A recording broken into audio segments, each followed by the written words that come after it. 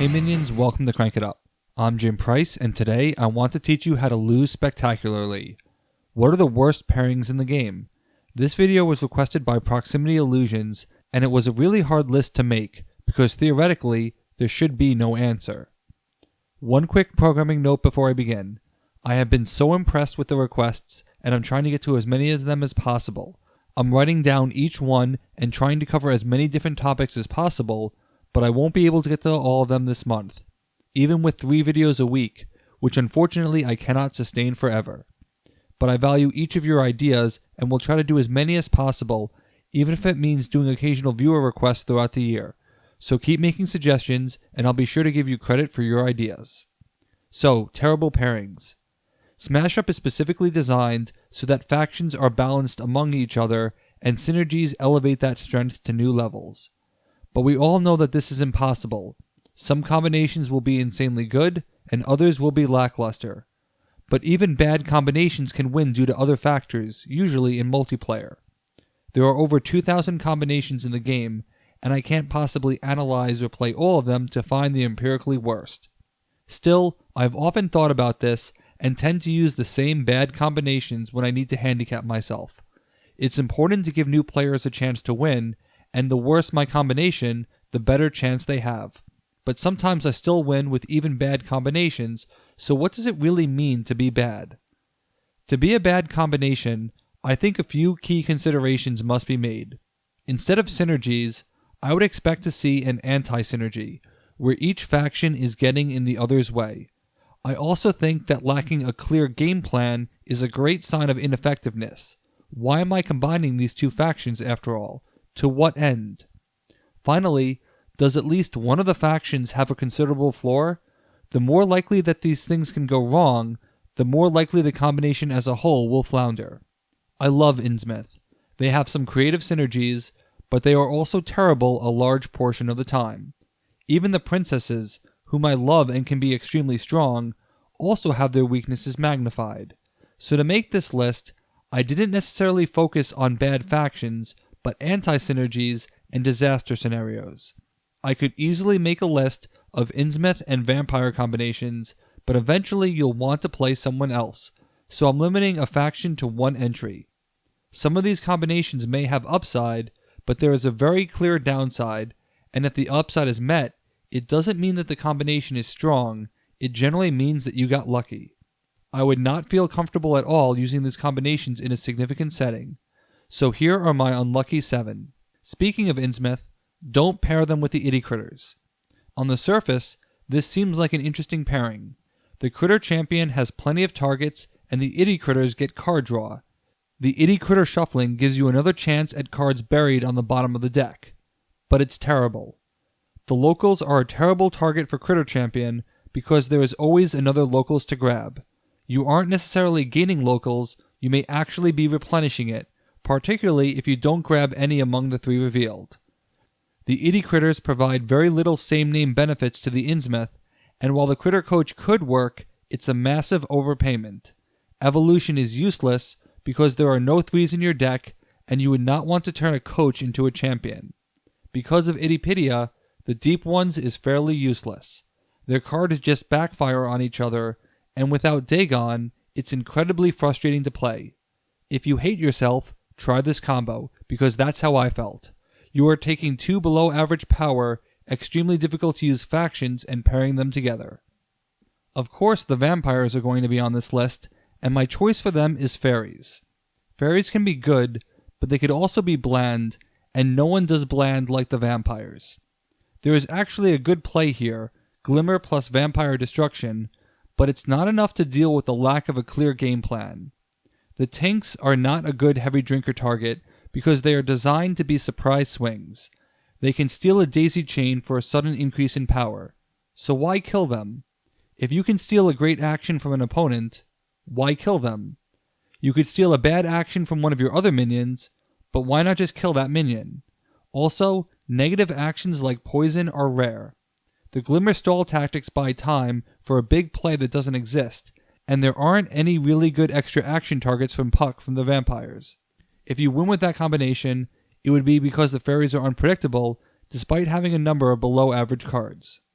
I mentioned that the princesses have a low floor, and it's because of their lack of minions. To exacerbate this problem, pair them with the minions of Cthulhu. 14 out of your 40 cards are minions, making minions extremely rare. And 4 of those minions are designed to blow themselves up. The princesses have powerful actions, but you will likely have too few minions to compete. Factor in dealing with madness and the fact that the princesses have no extra action plays, and you will be behind in more ways than one. There is no card draw or deck searching to make it easier to get to your minions, and this combination just seems headed for disaster. Sometimes when you take two factions that do the same thing, they complement each other well. Other times they accomplish nothing. This is the case for Spy Grannies. They excel at deck manipulation and can get you exactly what you want. But what card is that exactly, other than Secret Agent? The Spies have no power boosts, movement, extra plays, or destruction. The Grannies have extremely convoluted extra plays and no power boosts or movement. Together, they have no clear targets for extra plays. The Mole has no good targets to turn into a special, other than maybe Hush My Stories Are On, which becomes an extremely elaborate summon. The entire game plan, if there even is one, relies on recurring the 2 spy specials and Secret Agent and hoping for the best. This is an extraordinary amount of effort for very little gain, one that is easily counterable. Deck manipulation needs a worthy deck to manipulate, and this pairing just doesn't have one. What happens when you take 2 factions who cannot deliver what the other is expecting? This is what happened when I recently played Killer Plant Ninjas. This is one of the most frustrating games in recent memory. The Killer Plants want good 3 powered targets for their sprouts because having multiple water lilies out is bad. But I would never waste a shinobi with a sprout. And the Ninja Acolytes are terrible sprout and Venus Mantrap targets because they have nothing to change into. There isn't a clear Blossom play, and all of your extra minion plays are lacking in power. On paper, I liked Sleep Spores with their power cap destruction, but if your opponent has any destruction, you will run out of minions faster. Overgrowth and Ninja Master won't be enough to allow you to compete because this pairing simply cannot keep up in multiplayer. When I think of great factions that can go wrong quickly, I think of Ghosts. I love them to death, but the floor is there. They rely on discarding cards, so I wanted to pair them with a faction that really values all of its cards, and I chose Giant Ants. The Ghosts provide no power counters and cannot help the Giant Ants directly other than extra plays. But the Giant Ants need as many power counters as they can get in order to maximize their goals. So what cards are you actually discarding to get into the Ghost benefit range? If you discard Ghosts, it becomes hard to actually discard cards. I see these 2 factions working against each other because you cannot play cards fast enough to get your hand size down normally, and discarding either faction's cards hurts that faction's game plan. There is a crazy chance that by playing their specials you'll activate their Ghosts, but that's only in Phase 3 and is extremely unlikely to occur. These are 2 factions that I consider strong, but the community considers weak, and it's unlikely that your average player can unlock their full potential by themselves, let alone together. Speaking of Ghosts, my final pick is really intriguing, because this pairing can either be spectacular or disastrous. Mages are great with Ghosts. Vikings are great with Ghosts.